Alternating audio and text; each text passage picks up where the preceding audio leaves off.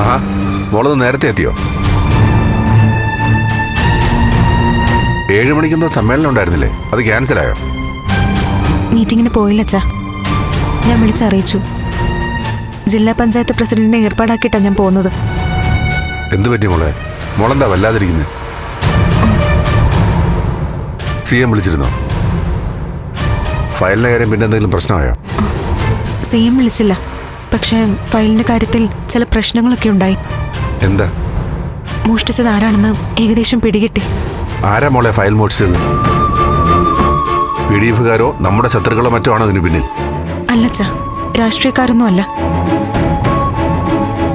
കള്ളൻ കപ്പലിൽ തന്നെ ഉണ്ടെന്ന് പറയുന്ന പോലെയാ കാര്യങ്ങള്.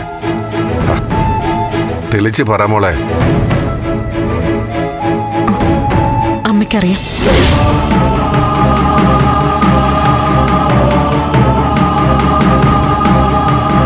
അമ്മയോട് ചോദിച്ചാൽ മതി അച്ഛൻ.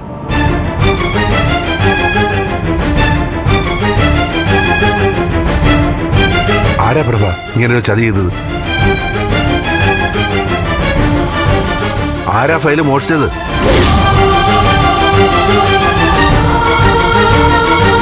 നഷ്ടപ്പെട്ട ഫയലിന്റെ കാര്യം തനിക്കറിയാവോ?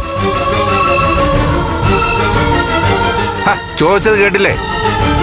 ആരെങ്കിലും ഒന്ന് പറ.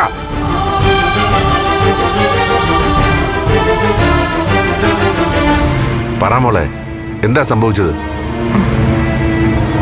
ഫയല് മാറ്റിയത് നന്ദു അച്ഛ.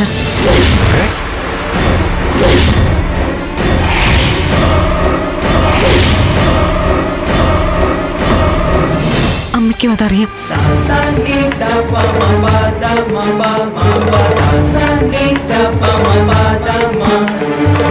നേരത്തെ തന്നെ എനിക്ക് സംശയം ഉണ്ടായിരുന്നു. നന്ദു ആ ഫയല് മോഷ്ടിച്ചു എന്നല്ല, അബദ്ധത്തില് ആ ഫയല് മാറിയെടുത്തെന്നോ കൈമോശം വന്നോ എന്നൊക്കെ. സ്വന്തം ഭർത്താവ് എന്നെ ദ്രോഹിക്കാൻ വേണ്ടി മനഃപൂർവ്വം എടുത്ത് മാറ്റുമെന്ന് സ്വപ്നത്തിൽ പോലും ഞാൻ വിചാരിച്ചിട്ടില്ല. എന്തൊക്കെയായി കേൾക്കുന്നത്? എവിടെ ആ ഫയൽ? എവിടെ? നന്ദൻ എവിടെ? അച്ഛാ, നടന്ന കാര്യങ്ങൾ ഞാൻ പറയാം. അച്ഛൻ വരാൻ വേണ്ടി ഞാൻ കാത്തു നിൽക്കുമായിരുന്നു. ഞാൻ ഉച്ചയ്ക്ക് ഭക്ഷണം കഴിക്കാൻ വന്നത് അമ്മയും നന്ദുവും കൂടി സംസാരിക്കുന്നത് കേട്ടുകൊണ്ടാ.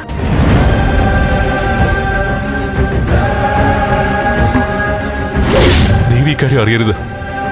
ആ ഫയലിന്റെ കാര്യം അമ്മ അങ്ങ് മറന്നേക്ക്. ഞാനതെടുത്ത് മാറ്റിയെന്നുള്ളത് ഞാനും മറക്കാൻ ശ്രമിക്കുക. ഞാൻ ബഹളം ഉണ്ടാക്കി, വഴക്ക് കൂടി.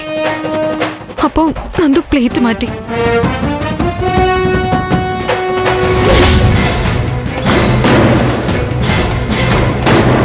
അച്ഛൻ ഇടപെട്ട് ആ ഫയൽ ഒന്ന് വാങ്ങിത്തരണം. അല്ലെങ്കിൽ എനിക്ക് മുന്നിൽ ഒരു വഴിയേ ഉള്ളൂ. നന്ദു തന്നെ എന്നോട് പറഞ്ഞ മാർഗം, കേസ് കൊടുക്കണം. പോലീസിൽ പരാതിപ്പെടേണ്ടി വരും.